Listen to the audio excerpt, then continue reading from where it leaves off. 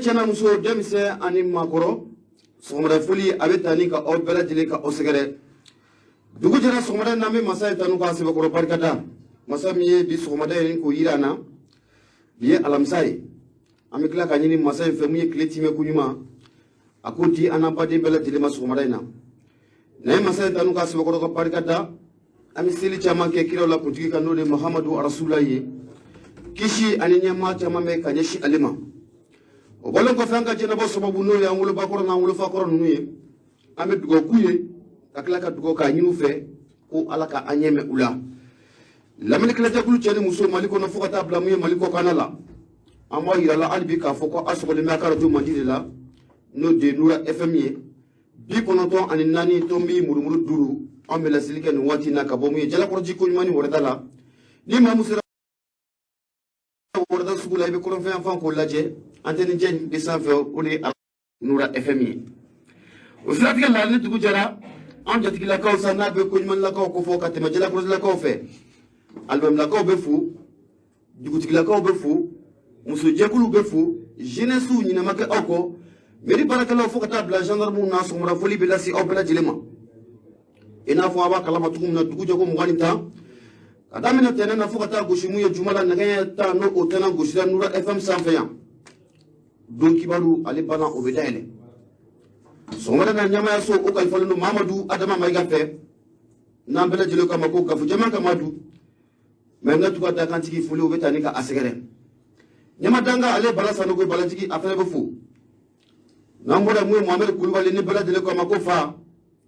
misirakaw ka belebele ale mun bɛ wuli ka jɔ k'o bila sen ka dugu jɛko 20 tan walasa kunnafoni di sɛbɛn ninnu anw bɛ se k'a sɔrɔ an tigɛ kɔnɔ cogo min na fa bɛ fo Yakuba Gido dɔgɔnɔ ka ambassadeur a fɛnɛ bɛ yan sɔgɔmada in na foli o bɛ lase a ma o bɔlen kɔfɛ nɛgɛ karafe o bɛ sɔgɔmada in na Gawusu Keyita ale n'a ka cɛdenw bolo kɛrɛnkɛrɛnnenya la mun ye Baba Adama Ture mɔdenkɛni n'o de ye Yusuf Sissogo ye nɛgɛ karafe o bɛ ale bolo sɔgɔmada in na Facebook la sa mun ye musokɔrɔba ɲuman mɔden n'o bɛ Mame Kamara mɔden ko fɔ Burama Tarawele Facebook o bɛ ale bolo ma bara maa fila don sɔgɔmada in na ne tɔgɔ Bubakari Tarawele kanubaw ko ma ko Bete ani n kɔrɔkɛ den n'o de ye Abu Safinɛ Jarani ye an ma fila de bɛna kunnafoni ka a lase aw ma bi an ko nɛgɛjuru sira sanga ni waati bɛɛ lajɛlen na o de 76 33 43 03 76 33 43 03 ne kɔrɔkɛ den salamu aleykum. Waaleykum salaam Bubakari Tarawele Bete an b'i fo k'i waleɲuman dɔn. A diyara n ye. lamɛnbaa cɛ ni muso denmisɛn ani maakɔrɔ. O n'a ka kan. Nura FM sanfɛ. Kosɛbɛ. an bɛ bɛɛ fo. maliden bɛɛ ka foli bɛ yan. Kosɛbɛ. ka dɔn k'a fɔ dugu jɛra. bi ye alamisa ye. Kosɛbɛ. diɲɛ don tuma dɔ don. walayi. kuma an bɛ masa in fo k'a barikada. A n'a ka kan. lamɛnbaaw bɛɛ lajɛlen fo. Kosɛbɛ. ka duwawu kɛ fakɔrɔw ani bakɔrɔw ye. Kosɛbɛ. ka dɔn k'a fɔ wulikajɔ min ni an kɛ bɛ k'a bolo da. dabɔlen don ka jamana kɔnɔdenw ka u kunnafoni. Kosɛbɛ. ka mɔgɔw kunnasirilen fo. ka dɔn k'a fɔ maa n'i b'i kunnafoni i b'i tafa dɔn. Kosɛbɛ. i b'i nafa dɔn. Siga t'a la. nka n'i ma kunnafoni i ka dɔn k'a fɔ i bɛ kɛ dibinafɛn ye. Kosɛbɛ. kuma Nura FM ka wulikajɔ a n'a ka cɛdenw ka wulikajɔ Kosɛbɛ. a sababu filɛ nin ko in Nin ye tiɲɛ ye. kuma an bɛ fakɔrɔw ni bakɔrɔw fo. Kosɛbɛ. ka duwabu ɲini u fɛ. saga ani waati ka duwabu k'an ye. wa an fana ka duwabu k'u ye Awɔ kɛ. bɛɛ de ka dɔn k'a fɔ kɔrɔfɔ a filɛ nin ye. Kosɛbɛ. nin y'an don k'a ye bi sɔgɔmada in na ni Ala sɔnna a ma. Kosɛbɛ. Fiston i donna a diyara kosɛbɛ Tiɲɛ. yɔrɔ bana kɔni a bɛɛ lajɛlen bɛ bara sisan kojugu Ah? i kɔni Ah. n y'o de f'i ye kununko Awɔ. hali n bɛ yɛlɛ fɛn na min tɛ nana ye Ah? awɔ tiɲɛna bana kɔni kojugu a nɔgɔyara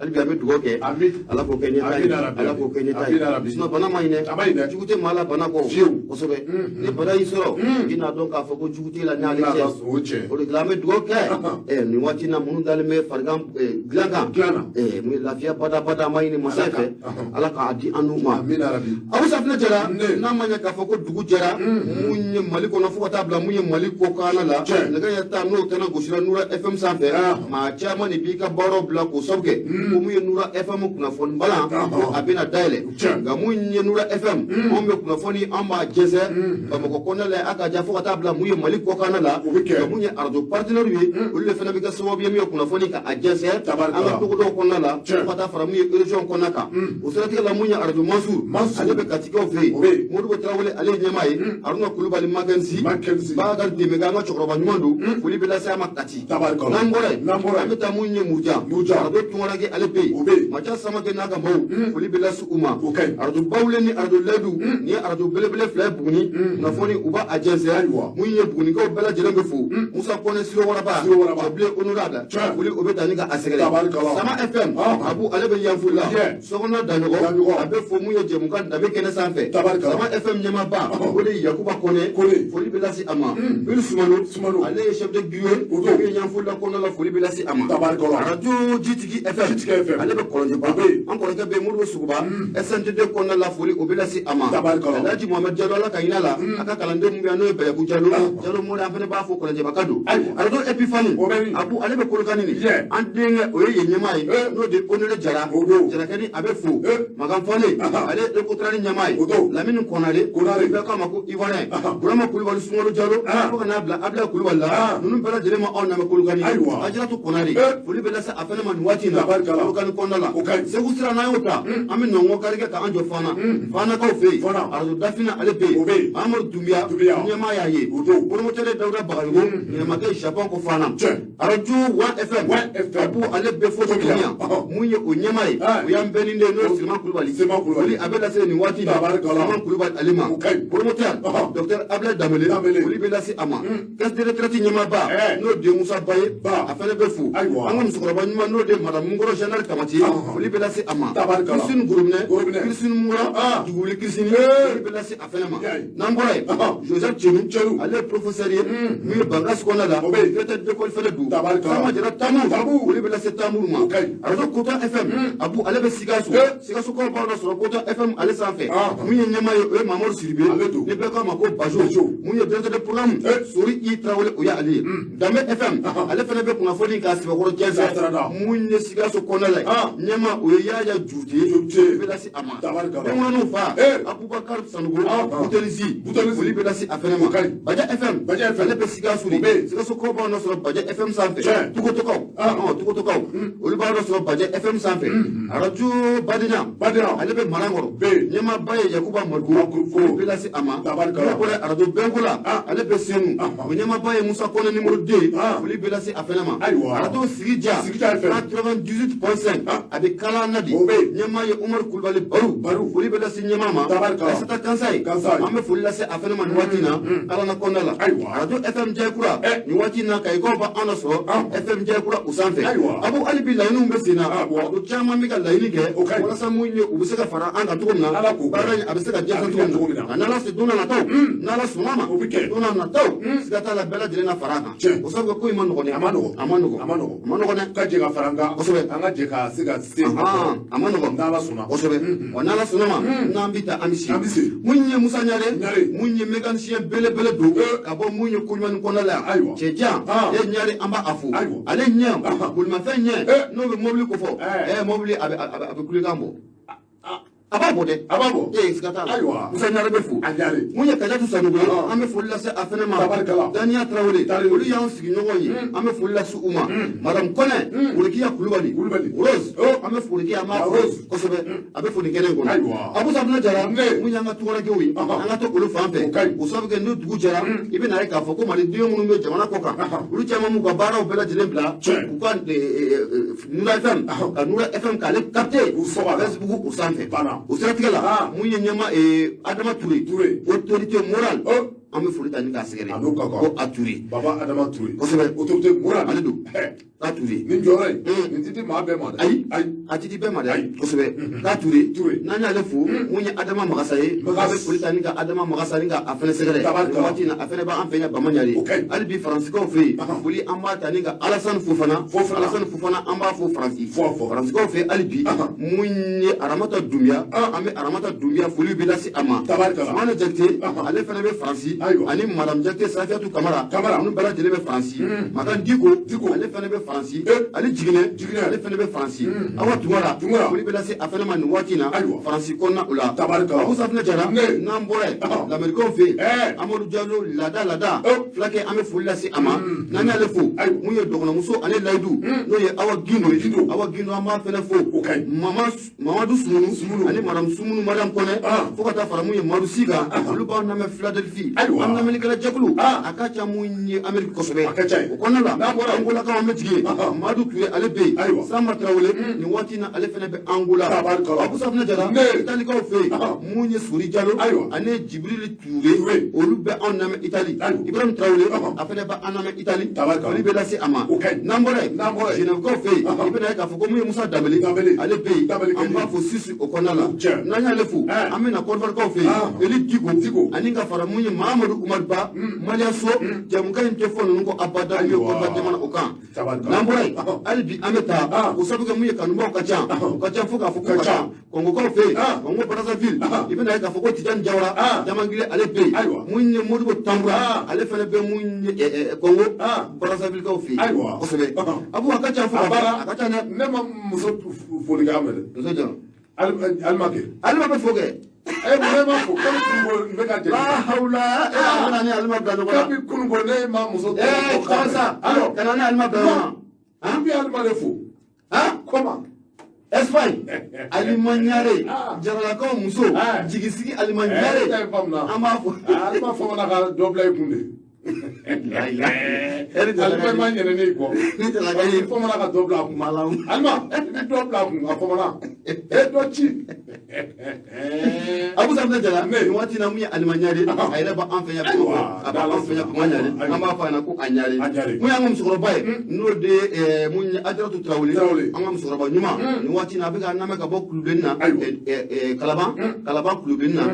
ajaratu tarawele an ka musokɔrɔba ɲuman don an b'a fɔ kalaban kulubeni kɔnɔ abu safinɛ jara mun ye soya jawule an b'a fo Lagos panthère noire seku jawara fo ka taa fara mun ye bakari fabukari kamisogo an bɛ ninnu bɛɛ lajɛlen fo mamadu kulubali a fɛnɛ bɛ fo jagiri jiginɛ an bɛ nin bɛɛ fo ka fɔ hawa gindo ka fɔ awa gindo an bɛ foli ta ni ka asɛgɛrɛ alu keyita foli bɛ lase a ma kɔnɔma de bɛ k'an lajɛ nin waati na bɔlɔlɔ sanfɛ biso sise an bɛ biso sise an b'a fɛnɛ fɔ nin waati na lobe ka foli lase bɛɛ lajɛlen ma dugu jɛra kunnafoni caman bɛ yen sɔgɔmada in na o ni baba bɛ yan est ce que a nana fɔlɔ baba a kan ka na sa dɛ a kan ka na bon m'a ye fɔlɔ i m'a ye fɔlɔ ayiwa sinon a ka cɛ ka fɛn dɔ bɛ yan bi dɛ awɔ ni juguman t'a kɔnɔ ayi juguman t'a kɔnɔ ayiwa autorité morale awɔ a ka kunnafoni dɔ bɛ yan autorité morale ka kunnafoni awɔ autorité morale ka kunnafoni dɔ bɛ yan o ka ɲi kosɛbɛ a b'o bɔlen kɔfɛ o bɛna ye k'a fɔ ko min ye gudɔrɔn Jonathan ale tun bɛ taama na an fɛ jamana kɔnɔ awɔ ale tun bɛ taama na sɛgɛnbali ɲɛnɛbali kosɛbɛ nin cɛ in bana kolo ka gɛlɛn dɛ kɔnɔ tɛ i se mɔ nin ko rɔ ten sa ayiwa anw bɛ ne don an ka kow la yan a banna kosɛbɛ n'o ye gudɔrɔn Jonathan a kɔni tun bɛ taama na an fɛ yan o kunnafoni bɛ an n'an da don la Alizerikaw olu kɔni y'u ka bolomafara kɛ mun ye ni k'u ka sanfɛla n'a bɛ masa ye sankolo min da ni ka a fɛrɛ mun dira Alizerikaw ma Alizerikaw y'olu bilali mun kɛ Irisi ka bolo kan a kɛra sababu ye mun ye bamaci kɔrɔ ninnu ye u jɔrɔlen don kunnafoni o bɛ yen n'o bɔra yen n y'a f'i ɲɛna n ko mun ye nin waati in na siga t'a la mun ye jɛkulu dɔ kɔni u bɛ ka fara ɲɔgɔn kan a cayara koyi maa caman kɔni bɛ ka fara ɲɔgɔn kan nin waati in na ni ka Guada kɔni k'o sɛbɛkɔrɔ da ka ɲɛsin mun ye transition waati mun kofɔlen don a la ka Guada sɛbɛkɔrɔ da ka ɲɛsin u ma k'a ka surun ayi k'a ka jan u ka bɔ a nana a bɛ dɔ fara kan sabulu ka jɔ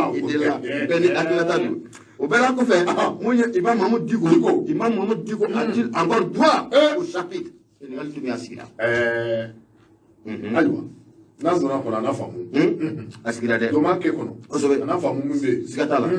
abu safinɛ jara an b'a lajɛ ni sogo fɛ n'o y'a sɔrɔ a bolokɔnden ta n'o y'a fari dɔ ye sogo t'i munumunu n'a ye ka na siga t'a la abu safinɛ jara duga a jaabira nin waati n'an b'a yira kanubaw la u sɔgɔlen bɛ u ka radio mandi de la n'o de ye Nura FM ye 94 tomi murumuru 5 lasili o bɛ kɛ ka bɔ Jalakɔrɔji Koɲumani Wɛrɛda ale la nɛgɛjuru sira 76 33 43 03 abu safina jara nala ma bashi wala ke dimanche na tay no be jamais kala plus kononto ma munyo coupe d'Afrique o mun baro bulo dalen do wati na Cameroun ko fi o baro o kulu bakadu unake ardunura FM sigata la ana yekena ga la tinda mina fukata allaba adamina décembre kala jamais kala plus kononto na fukata bla mu février kala plus woro alila sigata la ardunura FM ana dula tinunu bela jile ka la se kanuma ma munye bamananga China o siratikala ay nemme jogo kala kuma ba fara misemanika ko dayla no bela jile mama de be fe ikaye ni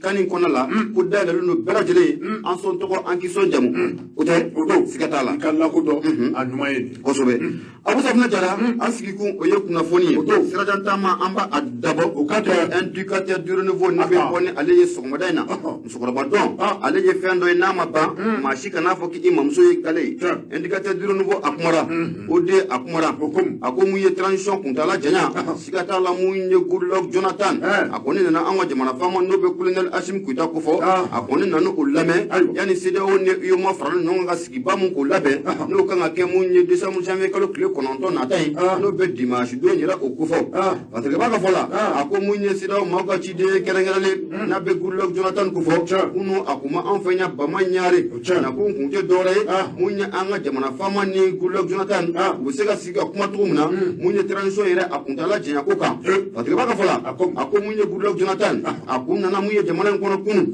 CEDEAO mayo chiga mundo ada ni kanu nyafo jamana fama nyana ni ngale mumbe na kango ke jamana fama na marashi abatrilo kan ko sobe usira tigala ibe na ka fo wati muna nywanye ko niko abana ni dio nywanye ni raje timna ka laje munya anga jamana fama ira kofe ministre mumbe no ka bara benno on jamana wara ko nyana bolima no de abla jobi abu safna jara afana ko mekene ngono bolen kofe munya paneli ade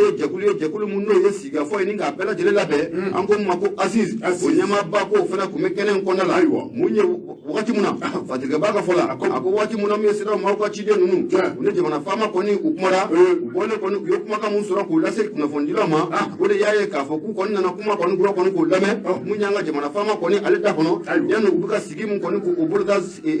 jamie ko le kono don on na ta ula ka ta sigi ni ko ne sida woni ni moi usuba dama bela de na fananga kan sigi kerengere ni ka ke ka jamana ko ni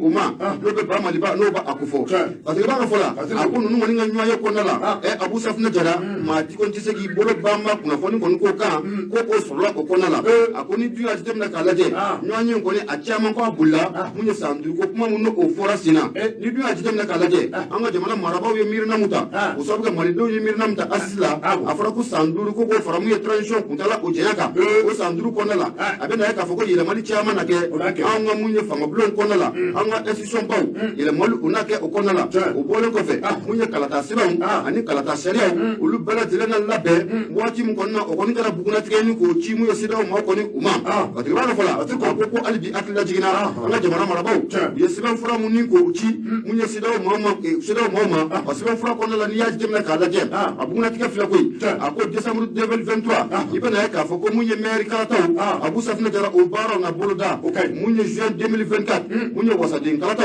fo ta fara munye sénatorial ga o baro fena ko ona boloda ako mai 2025 munye élection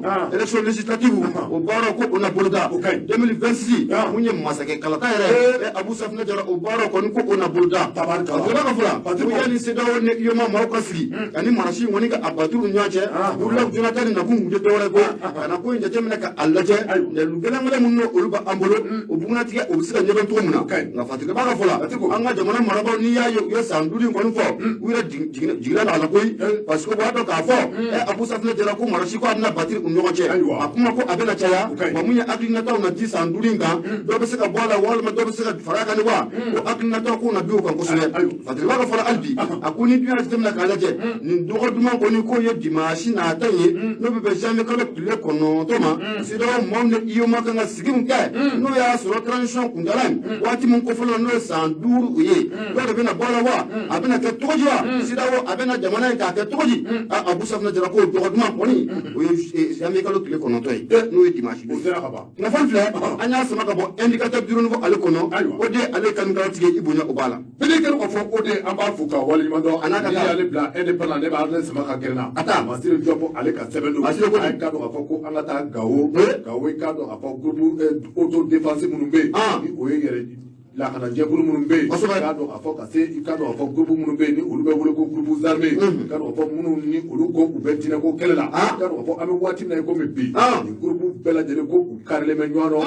Gawo mara a kɔnɔna na parce que i b'a ka fɔ la i k'a dɔn ka fɔ a bɛ tile fila bɔ bi i k'a dɔn ka fɔ groupe armé minnu ni olu bɛ ka u yɛrɛ lakana ani k'a dɔn ka fɔ groupe armé minnu ni olu bɛ wuli ka jɔ la i k'a dɔn ka fɔ ni u ko k'u ta ye diinɛko ye i k'a dɔn ka fɔ ko ninnu bɛɛ lajɛlen ko u karilen bɛ ɲɔgɔn dɔn a k'a dɔn ka fɔ ko nin kɛ bɛ tari ye ka da kan i k'a dɔn ka fɔ maa minnu bɛ yen i k'a dɔn ka fɔ ni olu kɛ bɛ ka wuli ka jɔ k'a bolo da jamana u bɛ se k'a buruja cogo min na ani u yɛrɛ dama nana kari ɲɔgɔn na a k'a dɔn ka fɔ ko o de ye tari ye anw fɛ koyi o jaabira c'est pas ka fɔ ni o ye Masire Diop ye Masire Diop y'a jira tile fila in na a k'a dɔn ka fɔ ko Gawo ko a kun chauffé bɛ k'a sababu kɛ i k'a dɔn ka fɔ yɛrɛ lakana jɛkulu minnu bɛ yen ni olu bɛ wele ko groupe autodéfense sédentaire ni a y'a sɔrɔ u bɛ u sigiyɔrɔ la ni a bɛ wele ko groupe autodéfense force de la libération des régions du nord k'a dɔn ka fɔ ninnu bɛɛ lajɛlen ye groupe ye minnu ni u y'u tɛgɛnɔbila kɛ bɛnkan sɛbɛn na bɛnkan sɛbɛn min ni o tɛmɛna Algérie k'a dɔn ka fɔ o bɛnkan sɛbɛn o groupe minnu ni olu y'u tɛgɛnɔbila kɛ papier la k'a dɔn ka fɔ wulikajɔ don bɛ u ni ɲɔgɔn cɛ bamajiya don bɛ u ni ɲɔgɔn cɛ gɛlɛyaba don bɛ u ni ɲɔgɔn cɛ wa sababu tɛ dɔwɛrɛ dɛ k'a dɔn ka fɔ yɔrɔ dɔ de bɛ yen k'a dɔn ka fɔ ni k'a dɔn ka fɔ ko sanu a bɛ bɔ o yɔrɔw la i n'a fɔ k'a fɔ o sanubɔyɔrɔ la k'a dɔn ka fɔ groupe armé dɔw kɔni wulilen bɛ k'a dɔn ka fɔ ka taa poste dɔw créer o yɔrɔw la o poste tɛ tali kɛ dɔwɛrɛ kan dɛ maa o maa bɛ yen n'i tɛmɛna k'a dɔn ka fɔ n'i bɛ tɛmɛ o poste fɛ k'i kun da i k'a dɔn ka fɔ sanubɔyɔrɔ in kan a bɛ n'a fɔ tɔrɔmɔjɔyɔrɔ dɔ bɛ yen ni o bɛ tali kɛ wari hakɛ dɔ la i n'o o sara o groupe armé ma parce que i b'a fɔ la groupe armé tɔ kelen dɔ a k'a dɔn ka fɔ olu kɔni ko u tɛna jɛ ni o ye ka d'a kan i k'a dɔn ka fɔ nin sanubɔyɔrɔ in k'a dɔn ka fɔ a ka surun olu ka yɔrɔ la o de sababu la k'a dɔn ka fɔ nin groupe armé fila k'u karila ɲɔgɔn na a ye k'a dɔn ka fɔ maa fila baɲango k'olu tora sisi la sisi Allahu Akbar est-ce que ni y'an ka duwawu minɛ nin bɛɛ bɛna ban ni y'an ka duwawu minɛ tɔ yeIrisilakaw nalen mun filɛ nin ye nin bɛɛ bɛ ban sisan hali waati jan tɛ hali waati jan tɛ ni y'an ka duwawu minɛ tɔ ye saraka bɛ ka minɛ o ma a bɛ ka minɛ a bɛ ka minɛ parce que i b'a ka fɔ la a ko di n'o ye Masire Diop ye a y'a jira k'a fɔ k'i ka dɔn ka fɔ nin groupe armé ninnu k'a dɔn ka fɔ sanga ani waati bɛɛ lajɛlen na k'a dɔn ka fɔ ko u bɛ kari ɲɔgɔn na nka o sababu la k'a dɔn ka fɔ groupe armé minnu bɛ yen ni olu ye jadimaw ye n'i k'a dɔn ka fɔ ni olu kɛlen bɛ ka wulikajɔ boloda o dɔ bɛ wele ko état islamique Grand Sahara ani k'a dɔn ka fɔ groupe min ni o bɛ wele ko soutien à l'islam et aux musulmans k'a dɔn ka fɔ ko olu fana ko olu ye kari ɲɔgɔn na dɔ kɛ wa olu kɛra dugu min na olu ye Itangara ani k'a dɔn ka fɔ Dowɛni ye k'a dɔn ka fɔ olu karila ɲɔgɔn na ye a k'a dɔn ka fɔ ko maa damadɔ ko olu fana fatura u la hali ni a y'a sɔrɔ maa hakɛ min ni olu kɛra olu ni bunɛna a la k'a dɔn ka fɔ o hakɛ o kɛrɛnkɛrɛnnen o ma dɔn parce que i b'a ka fɔ n'o ye Masire Diop ye a y'a yira k'a fɔ ko sanga ani waati bɛɛ lajɛlen na k'a dɔn k'a fɔ nin groupe armé fila min ni kɔfɛtɔ filɛ nin ye minnu ni olu bɛ wele ko le groupe État islamique au Grand Sahara, le groupe pour le soutien à l'islam et aux musulmans. Quand on va faire Wati ni Watila, Nigeria, quand on va faire Nigeria Konana, ani Burkina au Dougorokan, Niger Dougorokan, ani Burkina, ça va ani Watiku, on a Karimana. Il y a un chien, voilà, quand on va faire un groupe flan, ou Karimana, on a Jamani Gora, on a un Malipolokan. Il y a un café, on a Wati Nakomi Bi, quand on va faire groupe Mounouni, Olu Kolba avec un Marfabla, quand c'est Mounouni, Olu ku bɛɛ diinɛ ko la a ka dɔn k'a fɔ ko u yɛrɛ dama bɛ ka kari ɲɔgɔn na sanga ani waati bɛɛ lajɛlen na a b'i ka dɔn k'a fɔ kunnafoni kɔni ko bira dɔw ko ka dɔn k'a fɔ ko Wagner o bɛ jamana in kɔnɔ dɔw ko Wagner a mana a ka dɔn k'a fɔ an bɛ waati min na komi sisan groupes armés minnu ni olu bɛ jamana kɔnɔ yan b'a fɛ a k'u yɛrɛ dama kɛ bɛ ka kari ɲɔgɔn na dɛ Masire filɛ nin ye an ye min bɔ indépendant kɔnɔ Masire Diop ale ka bolo dɔ don Masire Diop foli o bɛ taa ni ka a sɛgɛrɛ Jalakan Soso ale bɛ bugɔ ni hakili ye n bɛ n bolo don n bɛ bɔ ni Soir de Bamako n bɛ bɔ ni ale ye El Hadji Mahamadou Gaba a kumara a ko mun ye bolo dunɔgɔma min n'o bɛ anw niIrisilakaw cɛ lakana bolo fɛ bi Abu Safinɛ Jara ko mun ye Algérie jamana ye olu kɔni y'u ka bolomafara ni k'o di olu ka bolomafara dili a kɛra sababu ye mun ye Bamajikuraw n'an k'u ma ko S rebelle Touaregs an bɛ don min na n'a fɔ ko bi Abu Safinɛ Jara n'i ye ku bila o kɔnɔ a bɛ mɔ les ex rebelles awɔ n'i ye ku bila o kɔnɔ bi a bɛ mɔ dɛ o ka ɲi kosɛbɛ o ka ɲi Fatirika baka fola ko munye Elaji Mamadou Gaba de yaira ka foko munye jamana sabai no be ba maliba ko fo ninga fara Algerika akaja ninga tabla risi jamana la nin jamana nunun bala jele bolo di nyonyo bu nyonyo jela wati temeno abeni ngana wati jango ko abo ko bo akoni ya Algeri de demna ka laje ko na fara munye anga ba maliba o ka on ne jamana yefana jamana mununu be sara en kan ko sobe o siratkella ka beni ngana wati ni bo abeni ngana wati jango no bo bolo di nyonyo ube ani risla ko ke baracha manika ga mu yella kana sirafe no be sécurité o ko fo e Abu Safna jara ko oni ko onana kura ko sobe wati wa fala ako munye mali maw mali maraba ko mirna ne aklina mutani ni onne risla ko ka anga bolo di nyoma ni ka akura ko ya ka ni kura ko ni ko udama mu yella kana o sirafe akara soba biye ni ga ko chama ko ni ko wuli ako ni dunya system na kalaje bolo di nyoma o kumba onne risla ko che abeni nga sanchama o bo jamana fama mun no lute bona on fenya o bolo di nyoma kuma on risla ko che ulu ko ni dafrite paw kama mamun be ni wati na fala ulu na likara so bi ninga o bolo di nyoma na be mun coopération militaire na bo ko fo Abu Safna jara akara so bi ninga ni kula ni ko do kula o sira tkele la fatrika baka fola mun Elaji Mamadou Gaba akoni ko kibe terroriste kle ni ko kibe dina ma fatiki nunun ku kle ni Algérie ma falika ko to ka jero ko o sabuge mun Algérie jamana ba manchi nunu ale bu so ko do o sira tkele la ko mali do anga ngani sonja ko sola Algérie bolen flaka ga bolo ma faram ni ko di jamana ma ka ira irisi jamana la ka fo ko munye oluka samuro ko o labda luna irisi la ka biye sanu wati o wati de uja ku be saka na wati o wati uja ku be saka temo fo wala saka bamaju ku se ko bunte to ya muna irisi la ka ko munye Algérie ka o yo o sira ko dale munye irisi la ka biye wati ba ka fola ko ni yeki bara dumaye o sabuga ni yati tamne ka laje ni wati na munye Algérie ka wulendo ku jogo ako akli la jigina ni akli bala munye octobre ka 2021 o konala Algérie ane France ko munyo ko nanu donu nyoko chelala nanga ko ni ko acharo nyoko chelala Algérie yere ya irula ka fo ako munye France jamana aka kelega jokulu mumbe mi saraka no de balkani apamuru kelengele no wulila munye anga ka bano sanfe ma mo fa ele fa aywa kero o kera awa Algérie ko ni makoro ni ko naka pamuru keleo na pa kelenga fo bana Algérie dugo Algérie na hilai ata bona abadom Algérie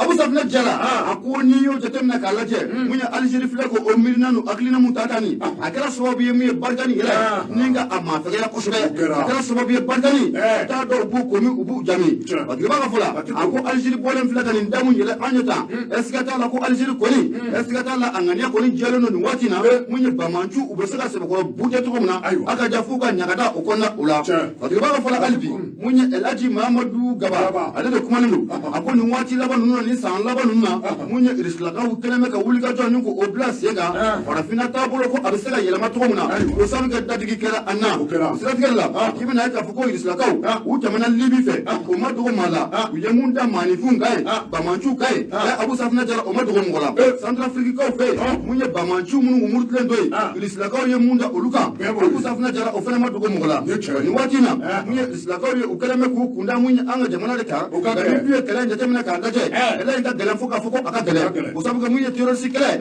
Abu Safna jara ni mine nyana manchi bolo ne kelega che jolen ti bolo ne pamuru ti bolo Abu Safna jara akele abe gela ko sura siratigella ko munye islakaw wala sa mali do ngani sonya ko ko o sor u fande u jaw ko le do munye bamanchi nunye u seba ko kele u kele ko ko akara do tuwashida Abu Safna jara fe mun kana men wati na munye bamanchi ko ane mamunu yambro na bla sebana nanga mako accord d'Alger sema bo ula akaja al emenala nu ubela jeren jorolo nu watina ko munye risla ko kele ga demunu mina le ubela jeren jorolo nu akoni dio temna kalaje munye ni ma ci ko ni na be estoire ko fo wati jamano na ya ira ka fo ko lutina jena tu washira ko munye risi kele ga chodo ko kana jamana ko konna ula wagner tawo ko ni ira ka fo ko ulu ko tina jena ya bada Abu Safna jara ujurna ko adona biatu nana ujurna ko shenu ko mana kilenga jo kala de ba ko no ko kala de ba ko sika kilenga jo ayra made esube Fatigué ba ka fola a ko ni duye ni esikere bali nun jate mina ka laje munye mamu yira kala so be ni ngala ni gele ya aw fenya Abu Safna jara ado be ibe na e ka fo ko sufe u ye terroriste dugu mana je terroriste finu u bo ko ko taw ni duye irisi jamana jate mina ka laje irisi be na nalimu ge ango jamana ko kono la Abu Safna jara irisi te manye da la ko ali na leyi ne bamanchi ale ka do ka fo ko ni yine bamanchi jole se ko ni kele be teriya ali bamanji se ko ni kele bientôt ay bunde aba be bi ɲɔgɔn na olu tɛ maa ɲɛda la dɛ kosɛbɛ olu tɛ maa ɲɛda lajɛ ils sont commandés c'est ça kosɛbɛ n'i kɔni o sabu ka mun ye ɛsirabali ninnu ye a kuma in fɔra ka caya a dɔw bɛ yen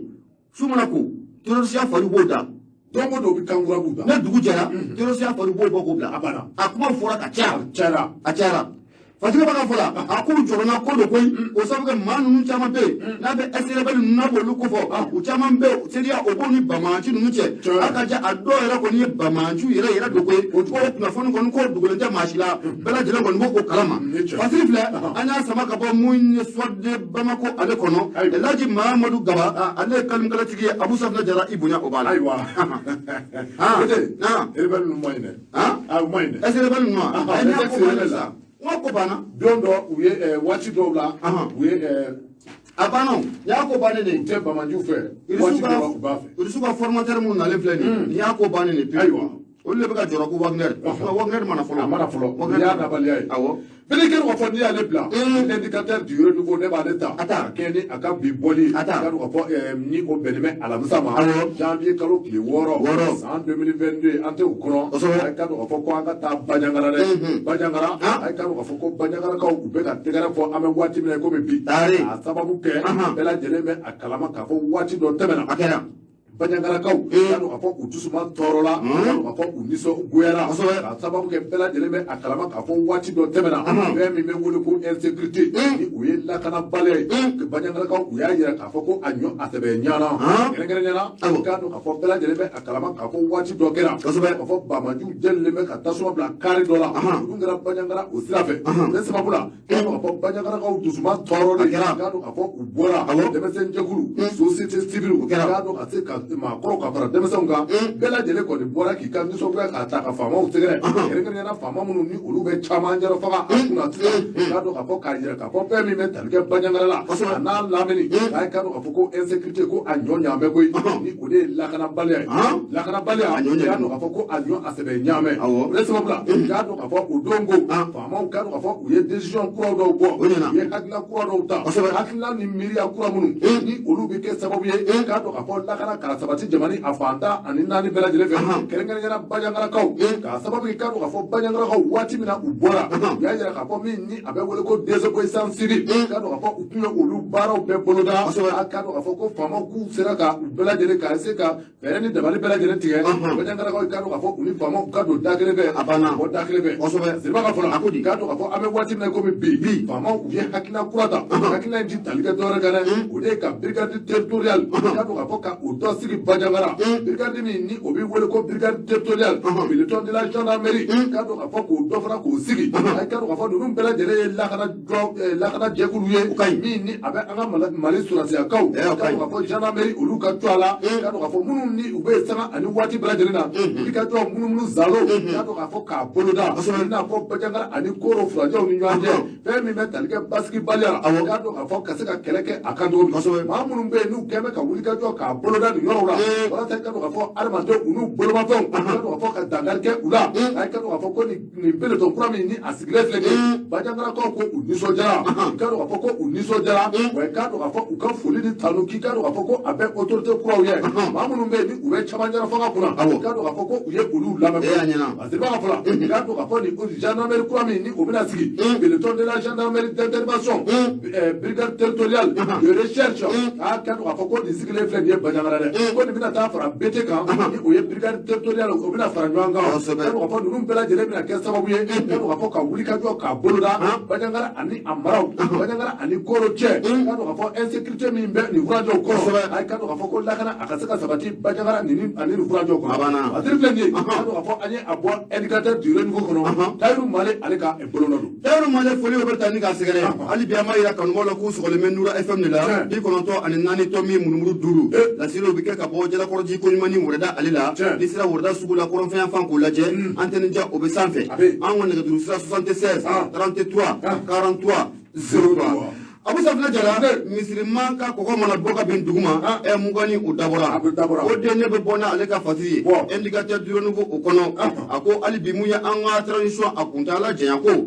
Abu Safina Jara bɛ na ye k'a fɔ ko parti caman faralen don ɲɔgɔn kan nin waati na ni ka Gwara kɔni ni k'o da ka ɲɛsin mun ye transition a kuntala o janya o ma o de a ko waati tɛmɛna ko mun ye politique maaw yɛrɛ dama ni ɲɔgɔn cɛla la bɛ na ye k'a fɔ ko mun ye kunkan kɔni ko a sɛbɛkɔrɔ sumayara nka nin waati laban ninnu na miirina ni hakilina mun n'o tara mun ye assise o kɛnɛ kan a kɛra sababu ye ni politique maa caman k'u sɛbɛkɔrɔ jɔrɔ u kɛlen bɛ ka wuli ka jɔ k'u bila sen kan ni san duuruko kuma mun na a fɔlen filɛ nin san duuruko kuma in gara bɛ se ka da mun ɲɛ an ka jamana marabaaw ɲɛ ni san duuruko kɔrɔ fɔ o la o siratigɛ la i bɛ na ye k'a fɔ ko mun ye parti politique caman faralen ɲɔgɔn kan nin waati in na parti politique olu bɔlen kɔfɛ fo ka taa fara mun ye association kan o fana caman faralen ɲɔgɔn kan k'a yira k'a fɔ ko ni san duuru mun na a fɔlen filɛ nin k'u fɛla ko tɛ bi k'u fɛla ko tɛ sini o maaw la i bɛ na ye k'a fɔ ko mun ye ancienne majorité présidentielle n'a bɛ Laji Burama ka maaw kofɔ a caman ye olu ye u kɛlen bɛ ka wuli ka jɔ kɔni ni ka a sɛbɛkɔrɔ tɛli walasa mun ye san duuru mun na o kɔfɔlen filɛ nin mun ye a tɛ se ka kɛ cogoya si la Abu Alibi u bɔra yen i bɛ na ye k'a fɔ ko mun ye parina n'a bɛ sagajigi kofɔ olu b'a a la PM u b'a a la ko DM yɛlɛma o tɛ Musa Mara ka parti ye wa olu bɛɛ lajɛlen faralen ɲɔgɔn kan mun ye parti yelen kura o tɛ mun ye an kɔrɔkɛ o t'ale ka parti ye o t'ale ta yan awɔ PS Yelenkura Gota awɔ Gota ta don kosɛbɛ o ye Gota ta ye ninnu bɛɛ lajɛlen kɔni kɛlen bɛ ka Gwara da nin waati in na a ko ni ka ɲɛsin transition kɔni ma san duuruko kuma mun n'o bɔ u bɛɛ kɔnɔ o siratigɛ la k'i bɛ na ye k'a fɔ k'u ye dɛmɛbaga wɛrɛ sɔrɔ u la maa minnu tun bɛ waati tɛmɛnenw na n'olu bɛ ka transition ye ni ka a sɛbɛkɔrɔ dɛmɛ maa minnu ye transition ye ni ka a jukɔrɔma tinti olu fana y'u ka guloki k'a sɛbɛkɔrɔ yɛlɛma nin waati in na ni ka taa fara mun ye ni maa ninnu u kan n'a bɛ parti politique maa ninnu u kofɔ o maaw la i bɛ na ye k'a fɔ ko mun ye Isa Kawujim ale bɔ o la o bɔlen kɔfɛ mun ye Aras Batch siga t'a la a fana o b'a a la parce que b'a ka fɔ la a ko maa fɔlɔ n'o ye Isa Kawujim ye i bɛ na ye k'a fɔ ko ale de dɔnna kosɛbɛ kosɛbɛ jamana in kɔnɔ la maa mun ye transition fanga ye ni ka a sɛbɛkɔrɔ jukɔrɔma tinti waati dɔw yɛrɛ la a y'a ka parti politique ni k'a kɛ k'a fɔ ko olu kɔni ka cɛ bɔ ko siga t'a la ko ye Assimi Goïta ye le perturbateur i kun b'a mɛn ale da kɔnɔ le perturbateur ale de tun b'a fɔ le perturbateur le mot là il a mis le mot là où maa yɔrɔ dɔn dɛ l'imperturbable awɔ l'imperturbable Assimi Goïta point tu formulé on va point tu formulé l'imperturbable Assimi Goïta ala a ɲɛna n'o kɔ kosɛbɛ a bɛ ɲɛ Abu Safina Jara o bɔlen kɔfɛ mun ye Isa Kawujim i bɛ na ye k'a fɔ ko sabu kɛ ale ni premier ministre u karila ɲɔgɔn na kɛrɛnkɛrɛnna mun ye fanga maracogo ye a kɛra sababu ye mun ye Isa Kawujim a fana taara sɔrɔ ko n'an ni ɲɔgɔn cɛla o la a kɛra sababu ye CNT a gɛnna ka bɔ o la mais Isa Kawujim nin waati in na maa minnu tun bɛ n'a bɛ k'olu kɛlɛ waati tɛmɛnenw na n'o tun y'a jugu ye Abu Safina Jara i bɛ na ye k'a fɔ k'a taara fara olu kan an bɛ na ni ka mun ye maa minnu bɛ ka fanga mara nin waati in na n'o y'a teri kɔrɔ ye a faralen don mun ye maa minnu ka ko a teri kɔrɔ n'u k'u sɛbɛkɔrɔ kɛlɛ o bɔlen kɔfɛ mun y'a kɔrɔkɛ n'a bɛ Aras Batch o kɔfɔ waati tɛmɛnenw na ale fana tun bɛ kaso la nka ale bɔlen kɔni ale ka kuma kɔni ko o dugara nka nin waati laban ninnu na a yira k'a fɔ ko ale fana ka wuli ka jɔ ko o bannen don kosɛbɛ ni ka ɲɛsin hakilina ni miirina mun taara san duuruko kuma in na ni ka ɲɛsin o ma o de ale de kuma don indicateur du renouveau o kɔnɔ a ko n'o bɔra yen mun ye dɔgɔtɔrɔ Umaru Madugu kɔlɔnjɛbaw ka mun ye belebele i bɛ na ye k'a fɔ ko ale fana tun ye mun ye fanga marabaaw n'o bɛ sɔrɔsilaka ninnu kofɔ ale fana tun y'u dɛmɛba jɔnjɔn ye koyi kabi i bɛ ka fanga a dafila i bɛ na ye k'a fɔ ko mun ye dɔgɔtɔrɔ Umaru Madugu a ye fanga in kɔni ni ka a sɛbɛkɔrɔ dɛmɛ nka nin waati laban ninnu na a yira k'a fɔ ko gɛlɛya dɔ donna ale ni jamana premier ministre n'o bɛ Sogɛli Kokala Mayiga ko fɔ o gɛlɛya o ma dogo maliden si la o bɔlen kɔfɛ mun ye parti ADEMA PACG n'a bɛ ADEMA kɔrɔ n'a b'o kofɔ o tɛ diden kulu ye wa olu kɔni ka président kura siga t'a la olu gɛrɛ n'o fanga la nin waati la koyi nka u ye mun yira u ko mun ye san duuru ko siga kuma ko ka k'a kan k'u fɛla ko tɛ bi Abu Safina Jara mun ye fatirikɛba ye o den a ko siga t'a la don n'a nataw la a bɛna gɛlɛya kosɛbɛ kosɛbɛ malidenw yɛrɛ dama ko an na juru in kɔni k'a sɛbɛkɔrɔ sama ani ɲɔgɔn cɛ la a bɛna laban jɔn ta la ɲininkali to min a bɛ sigi parce que sɔgɔmada n'an y'a sama ka bɔ mun ye indicateur du renouveau kɔnɔ maa min ye kalimkala tigi ye o de ye i bonya o b'a la bile kiri ko fɔ indicateur n'i y'ale bila indépendant ne b'ale ta Dawuda Sangare a ka sɛbɛn don a ye kan don k'a fɔ i da bɔra kɔrɔfɔ min na sisan a bɛɛ lajɛlen a ka surun ɲɔgɔn na a sababu kɛ i ka don k'a fɔ synergie de VD des organisations i ka don k'a fɔ ni o ye i ka don k'a fɔ fara ɲɔgɔn kan jɛkulu min i ka don k'a fɔ ni a bɛ se hakɛ maa 22 ma parti politique i ka don k'a fɔ min ni o bɛ wele ko organisation de la société civile a ko olu fana k'u fara la ɲɔgɔn kan i ka don k'a fɔ fara ɲɔgɔn kan in tɛ tali kɛ dɔwɛrɛ la dɛ i ka don k'a fɔ ko fɛn min bɛ tali kɛ transition a kuntala samani se san 5 ma a ye ka don k'a fɔ ko u ma jɛni a ye bi u ko u ma jɛni a ye sini transition a bɛ se ka sama ka se kalo 3 ma a ye ka don k'a fɔ o kalo 3 o ma kunjɛ a ye ka don k'a fɔ ko élection ka se ka kɛ mars kalo ani avril kalo nata in kɔnɔ. non o kɔni ko bɔ a la pewu. ayiwa o ko bɔ a la pewu kalo 3 jumɛn na se ka kɛ. ayiwa c'est-à-dire que jamana bɛ situation min na o t'o de jateminɛ quoi. kalo 3 hali n'i ye jamana in di aw ma bi a bɛ se ka élection jumɛn kɛ. a ma nɔgɔn. a bɛ se ka jumɛn de kɛ. non an ka taa. parce que b'a ka fɔlɔ ni o ye Dawuda Sangare Dawuda Sangare ni a y'a jira k'a fɔ k'i ka k'a fɔ indépendant kɔnɔ a synergie du 22 des organisations k'a dɔn k'a fɔ de la société civile k'a dɔn k'a fɔ ni o ye fara ɲɔgɔn kan jɛkulu ye société civile olu faralen bɛ jɛkulu misɛnninw kɔnɔ o jɛkulu misɛnninw faralen ɲɔgɔn kan ni a bɛ se ma société n'a bɛ se i ka dɔn k'a fɔ ma n'a bɛ se organisation 22 ma i ka dɔn k'a fɔ ko olu faralen ɲɔgɔn kan olu kɔni y'a jira k'a fɔ an bɛ waati min na i komi bi k'a dɔn k'a fɔ u ye conférence de presse kɛ kunnafonidilaw u y'olu wele k'a dɔn k'a fɔ nin baara in a kɛra kununko ni o bɛnna janvier kalo tile 5 ma k'a fɔ wa a kɛra hôtel Maba la hôtel Maba kɔnɔna na k'a dɔn k'a fɔ u y'a jira kunnafonidilaw la k'a fɔ k'i k'a dɔn k'a fɔ ko u y'a sɔrɔ bɔlɔlɔw sanfɛ k'a mɛn arajosow la k'a fɔ k'i k'a dɔn k'a fɔ ko an ka faamaw kɛrɛnkɛrɛnnenya transition faamaw k'u ye sɛbɛn labɛn sɛbɛn min kɔnɔna na k'a dɔn k'a fɔ ko u ye laɲini kɛ k'a fɔ k'i k'a dɔn k'a fɔ transition ko a kuntala bɛna janya k'a daminɛ kalo 6 ka taa bila san 5 la k'i k'a dɔn k'a fɔ waati min na i k'a dɔn k'a fɔ olu ye nin kunnafoniw sɔrɔ a ka dɔn k'a fɔ ko u nisɔngoyara o yɔrɔnin bɛɛ lajɛlen na kunnafonidilaw ko u y'u wele kununko k'a dɔn k'a fɔ u ka hakilina k'a fɔ u ye min bɛ u kun n'u k'a cɛ k'a dɔn k'a f'u ɲɛna k'a yira faama kuraw la maa minnu bɛ yen n'u a bɛ transition kunnandi sisan k'a fɔ k'u ka fɛɛrɛ ni dabali bɛɛ lajɛlen tigɛ janko yanni kalo 3 cɛ k'a dɔn k'a fɔ kɛrɛnkɛrɛnnenya mois de mars o ye mars kalo ye avril kalo a ye k'a dɔn k'a fɔ nata ye k'a fɔ ko ka kalo 3 dɔrɔn fara walasa élection u ka se k'a labɛn min ni a bɛ wele ko retour à l'ordre constitutionnel ni o ye ka segin ka jamana sariya sunba ma a ko segin ka kɛ u ma teliya la dɛ parce que i b'a ka fɔ la minnu kɔni ko u y'a jira k'a fɔ ko hakilina min ni a talen filɛ nin ye k'a dɔn k'a fɔ a ma bɛn olu ma bi a ma bɛn u ma sini k'a dɔn k'a fɔ transition k'a dɔn k'a fɔ waati min na Bandaw ani Mokutari Wali olu ka coup d'état o kɛra ni o kɛra 25 septembre la septembre kalo tile 25 san 2020 k'a dɔn k'a fɔ waati min na k'a dɔn k'a fɔ kabini k'a dɔn k'a fɔ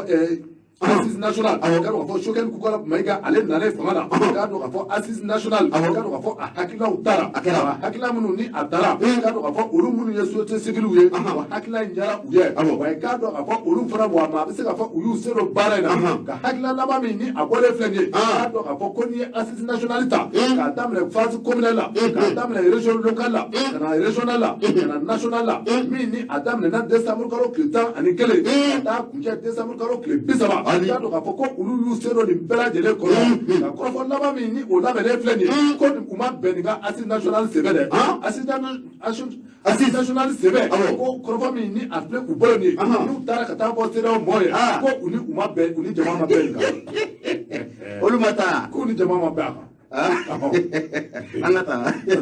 a ko dɔw ye Dawuda Sangare a y'a jira k'a fɔ ko nin société civile maa ninnu kɔni y'a jira k'a fɔ ko kɔrɔfɔ min ni a labɛnna nin ye ka se CEDEAO mɔgɔ ma k'i k'a dɔn k'a fɔ ko u ma bɛn nin kan u bɛnna min kan o de ye k'a fɔ ko dɔ ka fara transition kuntala kan tiɲɛ don u bɛnna o kan k'a bi daminɛ kalo 6 la ka taa bila kalo 12 la k'u bɛnna o de kan nka min ye ka sɛbɛn wɛrɛ labɛn k'a daminɛ kalo 6 ka taa bila san 5 la kɔrɔfɔ min ni o fɔlen filɛ CEDEAO mɔgɔw ye k'i k'a dɔn k'a fɔ ko u ma bɛn o kan assise nationale sɛbɛn dɛ.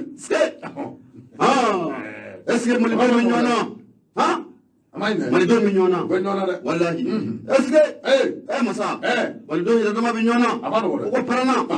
basa donna o de sɛbɛn k'a dɔn k'a fɔ Dawuda Sangare a y'a jira k'a fɔ ko ni a ma ɲɛ k'a fɔ ko u bɛnna min kan k'u ka baara kɛ ni o ye k'a dɔn k'a fɔ ko CNCB la assise nationale don min na a kɔrɔfɔ labanw bɛ taa kuncɛ bɛn kɛra min kan kalo 6 ka taa se kalo 12 ma n'o ye san kelen kalo 6 ka se san kelen wɛrɛ ma ko u bɛ se ka fara kan teliyala i k'a dɔn k'a fɔ élection a ka se ka labɛn walasa min ni a bɛ wele ko retour à l'ordre constitutionnel ko segin ka kɛ o ma joona ko ye parce que i b'a ka fɔlɔ ni o ye Dawuda Sangare a y'a jira k'a fɔ ko min bɛ tali kɛ organisation a ɲɛma la a ɲɛma a kɔni y'a jira u ka conférence in senfɛ k'a fɔ k'i k'a dɔn k'a fɔ kɔrɔfɔ min ni a bɔlen filɛ nin ye u da kɔnɔ kɔrɔfɔ min ni a hakilila talen filɛ nin ye k'a dɔn k'a fɔ nin tɛ olu fɛ la ko ye nin tɛ olu fɛ la ko ye k'a sababu kɛ k'a dɔn k'a fɔ n'a ma ɲɛ k'a fɔ ko assise nationale a sera ka labɛn jamana a fa bɛɛ lajɛlen fɛ kɛrɛnkɛrɛnnenya la k'a dɔn k'a fɔ maa min bɛ yen ni o kun bɛ assise nationale a yɛrɛ ɲɛmaya la o tɔgɔ ko Zeni Mulayi k'a dɔn k'a fɔ a ka kɔrɔfɔw senfɛ a y'a jira k'a fɔ ko n'i ye Mali kominiw ta komini 749 ko assise nationale ko a sera ka kɛ 725 la ko n'i ye cercle ta k'a lajɛ fɛn min bɛ tali kɛ cercle 60 la k'a dɔn k'a fɔ cercle 51 k'a dɔn k'a fɔ ko assise nationale a kɛra o yɔrɔ bɛɛ la wa n'i ye Mali région ta k'a lajɛ k'a dɔn k'a fɔ ko ni a bɔra Kidal la ani Menaka ko assise nationale a kɛra Mali fa tɔ bɛɛ lajɛlen ko nin kɔrɔmansiri nin b'a jira k'a fɔ ko i k'a dɔn k'a fɔ min bɛ tali kɛ élection la élection a bɛ se ka kɛ koyi a bɛ se ka kɛ jamana a fa bɛɛ lajɛlen fɛ nka i k'a dɔn k'a fɔ kalo 6 ka se kalo 12 ma ko élection a ka labɛn tɔgɔ bɛɛ lajɛlen la ka bɛn ni o ye min ye san 5 ye i k'a dɔn k'a fɔ ko n'i y'a ta k'a lajɛ san 5 a y'a élection san 5 i k'a dɔn k'a fɔ ko o bɔra ordre constitutionnel kɔnɔ dɛ san 5 ka fara tɛmɛnen kan k'o bɛ kɛ san 6 ye k'i k'a dɔn k'a fɔ ko dan bɛ ko bɛɛ la ayiwa bɛɛ ni hakilinata ta faso ko tɛ kɔni dɔn kɔni bɛ ɲɔgɔn na jamana in ɲɛji bɔ n y'a dɔn kosɛbɛ Ibrahima Sango i k'a dɔn k'a fɔ ale kɔni ale ye organisation in ɲɛmaa ye Dawuda Sangare ale ka sɛbɛn bonya b'a la a diyara ne kosɛbɛ nin waati na mun ye Alassane Fofana an bɛ foli ta ni k'a sɛgɛrɛ Faransi kɔnɔna la mun ye Umar Diop ye an b'a fɛnɛ fo nin waati na fo min ye Congo o jamana o kan Abu Safinɛ Jara hali bi sirajan taama an bɛ taa an b'a yira kanubaw la k'u sɔgɔlen bɛ Nura FM de la 94 tɔmi murumuru 5 lasiriw bɛ kɛ ka bɔ Jalakɔrɔji Koɲumani Wɔlɛda la 76 33 43 03 Abu Safinɛ Jara min ye sɔrɔ de Bamako ma a sama kura ye ka gɛrɛnna dugutigi denbugɔ Abu Safinɛ Jara o ne sigi o tɛ bɛn mun ye musow ka Mayimuna Dunbiya Mayi a kumara a ko mun ye hali bi transition o maracogo o kan a ko an ka cɛkɔrɔba n'o de Imam Mamu Diko ye a ko kumakan ko kan ka di a ma bilen wa ka kumakan d'a ma cogo di o sera kan ka d'a ma bilen wa mais c'est malien est-ce que a kan ka kuma c'est malien alors c'est malien awɔ ni malien don ka ban a banna alors a bɛ a ka kuma kosɛbɛ ka kumaw kan ka kɛ hakɛ dɔw kɔnɔ a banna point final kosɛbɛ alors Fatiriba ka fɔ la a ko mun ye Mayimuna Dunbiya ye a ko nin ne ye ɲininkali ye maliden caman bɛ ka ɲininkali mun k'i i yɛrɛ la bi an ka cɛkɔrɔba n'o de Imam Mamu Diko ye ko mun ye a ka kuma k'o kan ka ta ba la bilen wa o ye ɲininkali ye maliden caman bɛ k'o k'i i yɛrɛ la bi o sabu kɛ n'i y'a jateminɛ k'a lajɛ mun ye assise nationale de la refondation n'o o mun kɛra Imam Mamu Diko siga t'a la fo ka taa fara a yɛrɛ ka jɛkulu mun bɛ yen n'an k'a ma ko CMAC o jɛkulu y'a jira k'a fɔ ko olu bɛ Imam Mamu Diko a ka miirinata ni a ka hakilinataw olu b'o sɛbɛkɔrɔ lafasa jɛkulu y'a jira k'a fɔ ko mun ye ni sigikafɔ ye k'u tɛna taa kɛnɛ kan bi wa k'u tɛna taa kɛnɛ kan sini ko sigikafɔ ye ko bɛn mana kɛ fɛn bɛɛ kan k'olu sen t'a la bi ko olu sen t'a a la sini Fatigiba ka fɔ la a ko yanni jɛkulu in kun k'u ta kɛ maa jalakilifu ye k'u kun ka na mun ye sigikafɔ in na k'u fɛla taa ni ko o sɛbɛkɔrɔ fɔ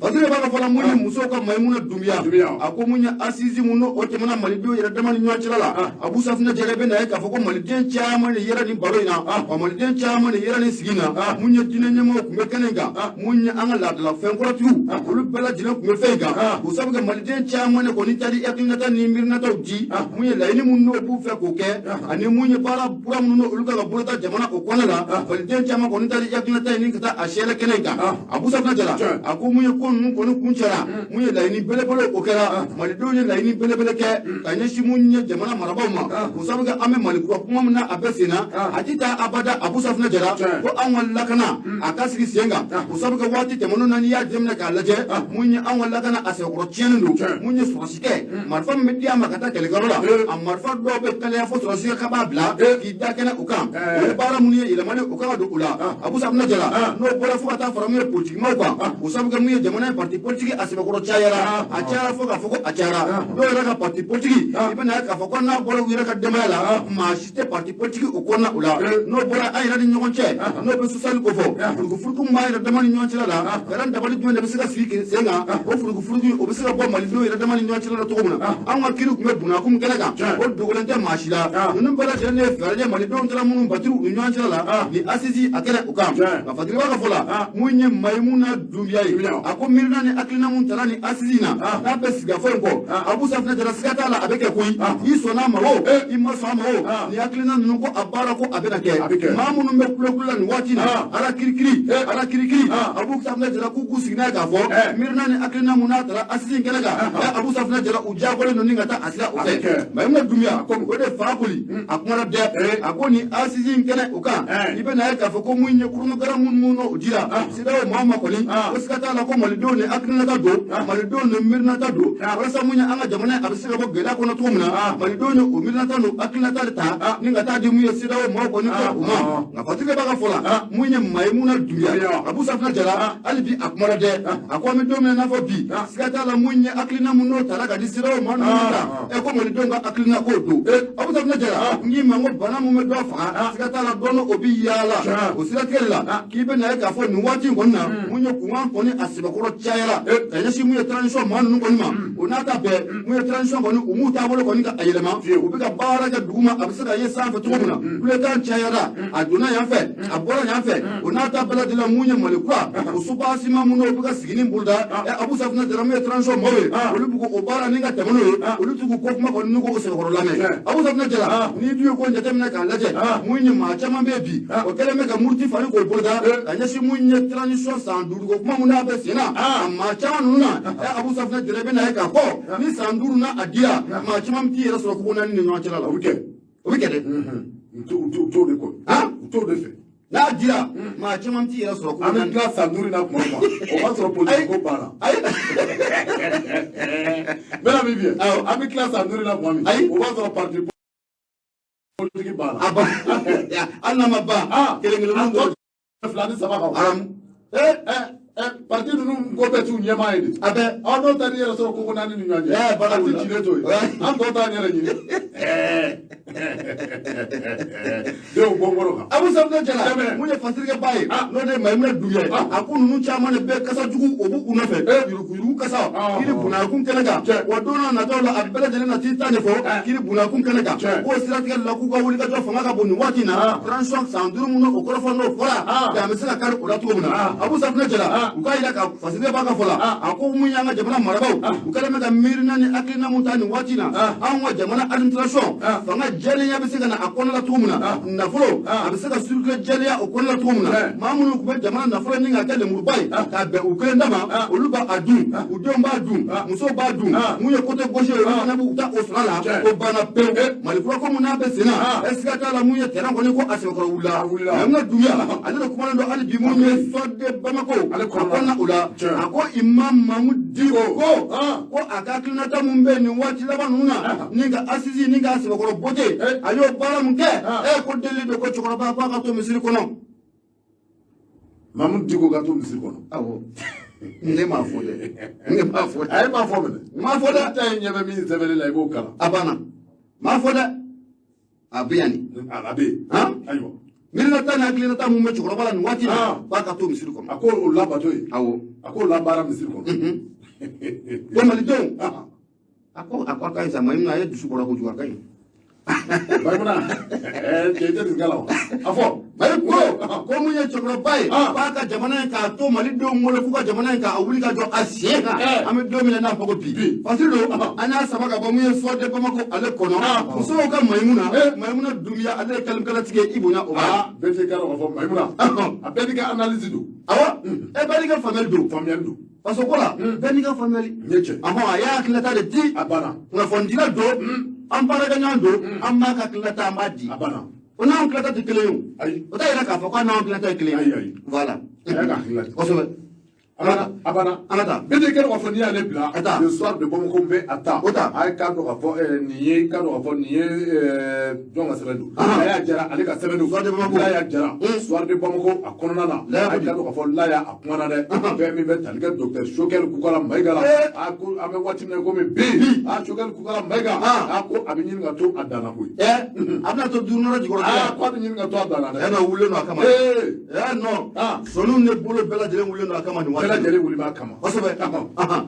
docteur Choguel Kukala Maiga la ya jara aka korfola ya jara ka fo ko kabini wati dola bela jele me akalama ka fo wuli ka jwa o bolo dara wuli ka jwa min ko na Mali ame wati mine ko mi sisa ay ka do ka fo ko sida o kelen goro ko ka akanya kini bereuta yakini bereuta do ka fo akaja munu ni olu bi se ka kuraya do na tawla ay ka do ka fo ko nunu bela jele keme sababu ye ka do ka se ka se politique moma kerengene na assise national bi ni atara nje ay ka do ka fo ko nunu bela jele me na ke sababu ye do na tawla ko yali Choguel Kukala Maiga sigi me fauteuil min gono ko utna sama ka bakoro bere ministère ala bla aywa maliko te angata Dima folo ni ko la jere aya jere ka fo ame wati me ko mi bi Choguel Kukala Maiga abina fo abinyini nga to adana durunale abina fo abinyini nga to adana ka sababu ke bela jere me akalama ka fo ko bibi na gola abe Choguel ani parti politique mo je abu jere politique mo ko ni be wati me ko mi bi ku be ka wuli ka jo bela jere boloda Choguel Kukala Maiga abise ka boni jore na to na Choguel Kukala Maiga yebe ministre ya fote mi ni asigime okoro akoni este ku ya bi aku ta sama ka bo akoro Choguel ira to fote so aramu to fote akumbo ya me wati dola sisa ne abinyini nga fasa nunu abu sabna de nunu yo so de ko fe na ala na kira na ala ma falika abinyini nga fe subaw ipo ma dawne wati ndoro manga sumangwe mine ni bune wati mina o manga suma kabi asisi ngera fo bi ma la bia sandru ko kuma mun fora ko sabu ke mun sandru afra ko sandru ne ko sandru ko point ngeme ku beto je wuli wala o to wuli o yo keme ku to je wuli sandru mana dissa Choguel mana to premier ministre la chawam ti raso ubi jeni ko be fo di sandru ni Choguel to la premier ministre la yo fi ngo a parti politique to ti de be flani sabana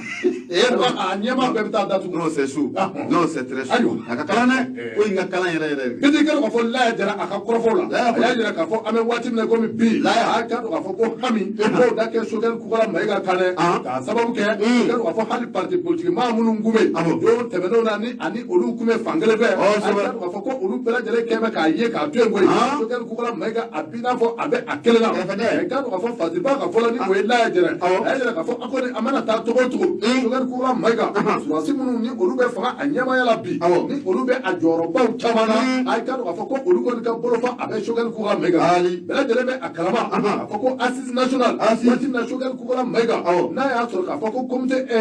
stratégique M5 nyama kuno badaw ani Mokhtar Wali wati na olu ka fanga o dafrila po ay ka do ka fo ko wuli ka jo abolo dara wuli ka jo min bolo dara ka do ka fo surasi la ka olu nyeshi mami ma de ka do ka fo M5 M5 mo fana jere ku bolo shi mami na ka do ka fo ko kera docteur Choguel Kukala Maiga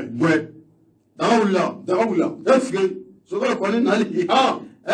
est-ce que abu angata docteur Choguel Kukala Maiga do le fian transition mo mi ke wati malite chama mina anga politique ma nu chama bi u jugo na do nu tay man ko ne man ko tay transition mi ke wati a be jugo bi do est-ce que gala jamai mina mo bina du ko bu nga ke ala ni gara foso jugo ati jere aramu ati je yele may do buga to du na le jugo la jibkli do buga to ala de do buga to ala woni mamma kemi tera mu wulle flane na do tera mono o ta balikiti fela ta fore ngana farano ngata ngani ko tita Allahu akbar ayo ala ka faranga ami angata docteur Choguel Kukala Maiga Choguel ka do ka fo kabe wati mina ni asubandira ay ka do ka fo baro aya boloda bara munum be ay ka do ka fo kabe wati mina uye wuli ka do boloda ibne bogal keta ka fo abi dafri to mina ale bina wuli ka do boloda ne hakina munye ay ka do ka fo Choguel Kukala Maiga akele ka fanga nyema ya so ako akoma sera ko baro boloda nun kera sababu ye ka do ka fo parti politique ma chama ne be munya to uni Choguel Kukala Maiga u fora nyango ka ta se assise national o labenu ma k'a dɔn k'a fɔ cɛ jala minnu bɛ yen k'a dɔn k'a fɔ ni Choguel Kokola Mayiga ni a y'olu tigɛ Nations Unies la n'a y'olu tigɛ Faransi la an ka ja ka se ordinaire ko naniko kuma olu bɛ sen na olu bɛɛ lajɛlen kɛ bɛ fɛn mun ye a sababu ye ni a kɛ bɛ sababu ye ka Choguel Kokola Mayiga k'a bila a danna koyi k'a dɔn k'a fɔ an bɛ waati min na komi bi Choguel Kokola Mayiga hali ni a y'a sɔrɔ politikimɔgɔw kɛ bɛ ka u bolo bɔ a bolo la a ye k'a dɔn k'a fɔ ko Surasiw olu ka soutien bɛ a ye Seriba ni o ye Laya Jara ye Laya Jara a y'a jira k'a fɔ ko kabini waati min na Badaw ani Mokutari Wani bi bi a k'a dɔn k'a fɔ ko waati dɔ la a k'a dɔn k'a fɔ ko u kuma fɛ ka fɛɛrɛ ni dabali bɛɛ lajɛlen foro k'a tigɛ Abdoulaye Diop ale min ni o ye ministre des affaires étrangères ye bi k'a dɔn k'a fɔ ko hakilinaw kun bɛ ka bugun walasa ale ka se ka ta cogo min k'a kɛ premier ministre ye k'a dɔn k'a fɔ an bɛ waati min na komi bi politikimɔgɔw k'u bɛ ka wulikajɔ bɛɛ lajɛlen kɛ maa ka ta ka bila premier ministre ya nɔ la min ni o ye Abdoulaye Diop ye Abdoulaye Diop k'a dɔn k'a fɔ ko maa dɔ min ni o tɛ parti politique la maa dɔ ye k'a dɔn k'a fɔ ni couleur foyi tɛ a la a tɛ maa si ka parti politique la Choguel Kokola Mayiga k'a dɔn k'a fɔ ko parti politique maa don ko politikimɔgɔw kɛ bɛ ka wulikajɔ u bɛ k'a boloda n'a ka ja bila ɲɔgɔn na k'a dɔn k'a fɔ fɔɲɔgɔnkɔ u bɛ se ka na ninnu ni ɲɔgɔn cɛ cogo min na o de sababu la parti politikimɔgɔw k'u kɛ bɛ k'u boloci bi k'a dɔn k'a fɔ ko maa min bɛ se ka ko affaire k'a kɛ jamana in kɔnɔ ka jamana in yɛrɛ k'an bɛɛ lajɛlen k'u to da kelen na ka bɔ da kelen na k'a dɔn k'a fɔ ko o de ye Abdoulaye Diop ye koyi a da kan aw tɛ maa ka parti politique la o kuma ko n'i y'a tu u ma i ka dɔn k'a fɔ Abdoulaye Diop k'u b'o o ta k'o bila Dr Choguel nɔ la. Abdoulaye Diop tɛ gouvernement kɔnɔ a b'a kɔnɔ e ko k'a ni mɔgɔ bila ɲɔgɔn na lajɛ n tɛ mɔgɔ bila ɲɔgɔn na ne kɔnɔ wani n'u tɛna se k'u tɛgɛ su u yɛrɛ la ayi non n ko la hawla Ala n'u tɛna se k'u yɛrɛ to a fɔ ayi olu ko k'u ka jamana k'u ka premier ministre civil ma Mokutari Wani tun ye jumɛn o civil tun tɛ a banna an b'a fɔ ko politikima ninnu ko ɲuman t'u la koyi ɲuman b'u la sinon Choguel yɛrɛ politikima ye o ɲuman b'u la politikima tɛ yan politikima don a ye fanga in tila bɛɛ ka tɛmɛ i bɛ ka fanga a y'a kɛ a tun b'a kɔnɔna la o tɛ nin voilà mais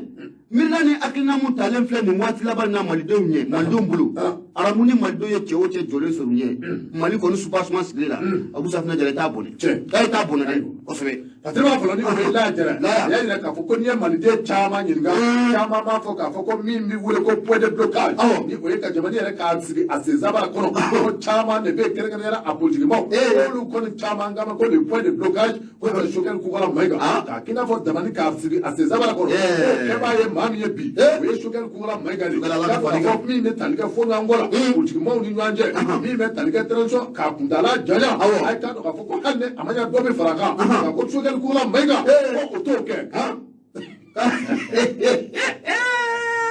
nin ye Choguel ko ye a ye wulila ni kɛlɛ la a mɛnna koyi a ye Choguel ko don a ye n ko wulila ni kɛlɛ la a mɛnna dɛ u ko ni kɛlɛ la a mɛnna dɛ Choguel ko don o sabu kɛ n bɛna mun f'i ɲɛna zo sigilen don ni welewele ye i sigi n'a ye zo kɔni Abu Safinɛ Jara sigi ni welewele nin ko in ma daminɛ bi dɛ ni kɛlɛ ma daminɛ bi Choguel an bɛ dugawu de k'i ye n'o tɛ filɛ ninnu bolo ne ta Alahu akibaru Ala de bɛ far'i kan kosɛbɛ bɛɛ kɛra k'a fɔ Fatiba ka fɔlɔ ni o ye Laya Jara ko ne y'a jira k'a fɔ ko nin parti politikimɔgɔw k'a dɔn k'a fɔ min bɛ tali kɛ nin wulikajɔ kɛbaaw la ninnu kɔni y'a jira k'a fɔ an bɛ waati min na komi bi a ye k'a dɔn k'a fɔ ko maa min bɛ yen il est mieux placé pour gérer ko ye Abdoulaye Diop ye Abdoulaye Diop i k'a dɔn k'a fɔ ko o ka bila Choguel Kokola Mayiga nɔ la i k'a dɔn k'a fɔ parce que o tɛ politikimaa ye k'o bɛ wele ko technocrate a tɛ maa ka parti la i k'a dɔn k'a fɔ ale parti politikimaa Mansour Goyi ko kɔrɔ tɛ ko docteur Choguel Kokola Mayiga a bɛ fauteuil min kɔnɔ an bɛ waati min na komi bi kɛrɛnkɛrɛnnenya transition a kuntala a date bannen min filɛ nin ye a ko Choguel Kokola Mayiga ko a ma ɲi nin place nɔ bilen Batiri filɛ nin ye an ye min bɔ indépendant kɔni k'a dɔn k'a fɔ Laya Jara a ka sɛbɛn don Issa ni Bolti ale tun tɛ technocrate ye wa o don Boubou Cissé tun bɛ politique la technocrate ko de y'a ɲɛ ye wa Mokutari Wani tun tɛ technocrate ye wa technocrate c'est-à-dire que ninnu bɛ ka plan bɛɛ lajɛlen de tracer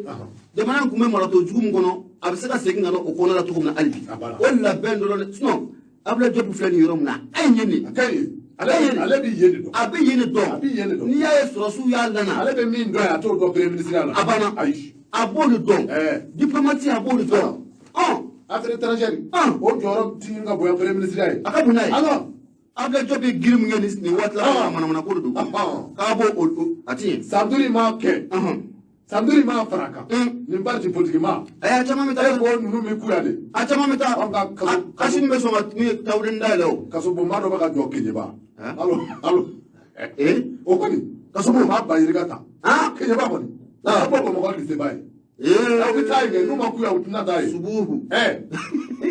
Nous m'accouillons. Subuhu. Kinyeba. Agalera. État du fort, état du fla. Kasobo, état du lama. Avec Kinyeba. Abe. Abou. Rato doga tilman tade. Hein? Abu Sabna Jala, Koli Abetaninka, Denis Sasunika, Africa, Asgara and Watina, Jalo Tidana Amba Afu, Sahara Ture, Amefoliko, Ulasi Aman Watina, Munya, Niwatina, Denis Sasu, Amba Afelefu, Yusuf Makasuba, Yusuf Magasuba, Koimani Wardala, Yusuf Magasa Amefuritan, Makasuba, Amefuritanika, Asgara, Yusuf Magasuba, Kafana, Aniche Kanuna, ko Amasuba. Abu Sabna Jala, Wati Koni, Asira, Kusabu Munyo, Kunafundisero, Alibi Uma Baro Koni, Umo Udam Nefro, Kunafundisema, Kenegala Muno Lugabo, Amuro Takalasi, Anamel Jakuluma, Bella Dilemesica, Afamiatum, Watikalina, Amefuritanik, Walmandota, Kanyashi Bella Dilema, Malikuna Fota, Blamuye, Maliko Canada, Mama Kumeko Solema Anna, Amu Bella Dilemfoka, Bella Dilem Walmando, Muye Kangala Wasun Konala, Badrisa Alepe, Anna Adama, Fota Blamuya at Dengaka, Wamafu Bella Dilena, Somana Kuketa, Ujalo. Abu Sabna Dranambo, fully Ametana in Korgara Karola, no de Presitanganui, Gina Sokola Bulatra, I'm a Fulitanika Naka Furumuso, Marankofo, I'm a Fulitanuku, Bella Dilesa and Watina. Do Munye Gabu, Musa Gabu, Alibana Muya Sukono, Musa Gabu, Amba Afena for Kosovo, our country, the country Caronali, our country, I'm a Fulitanica, Kosovo. Bele gero kwa fo lidi tanu amba tanu watina ka safo ko segere ngere na safo meri na ndona ani sigali amba fu gero kwa stana ani wati ani fulaka bala awo Ibrahim Koulibaly, troisième adjoint du café Titemaka, amba fo ni watina ka wali mando ambi fuli ni tanuta asan dolo kale fo Brahma Traoré buti kurane Brahma amba fo ka wali mando baba amba fo beninde abe tuminia amba fo Filomefu voilà sigatala Abu Safna Jara o wati kele na samunya afle marana dogonu ambu fene fo munye farda suku o konala ka fuli ni wali mando ta ka nyashi bela jelema kanuma bela jelema maliko no fo kata bla munye maliko kanala albi ku akilla kunu ka fo munye carte de fidélité na be carte do kika radio ko ademe Abu Safna Jara abaro damne na o sabu munye radio nura fmi baro bele bele do bulu dalen do munye ni sala damne nun konala albi munye kuna foni lamele kala jokulu be sika soro lafia o konala to muna baro bele bele ko bulu dalen do adun tuta deme ko munye jige ale jige baji ono o jige yiri bari radio nura fm munye masan ko fe en fere jige an kan bawde anga auditeur ni on jige uldi o konala mbay nu bela jile fe munye carte de fidélité 50 euros kata fereke kata ko ga radio ka deme wala samu ya kana bi mu bolo wala kono bolo muta anga laini o sabuge ni o fina ngone ni bela jele tola mal mai ka kanga aka mitari abikari sikatala abikari abitoke alaka ataba nyonda na rasono mabike awajalo flamuso ni fana ni watina alinana ambe awajalo ambe fulita ni ka sigara ka fa na ko ajalo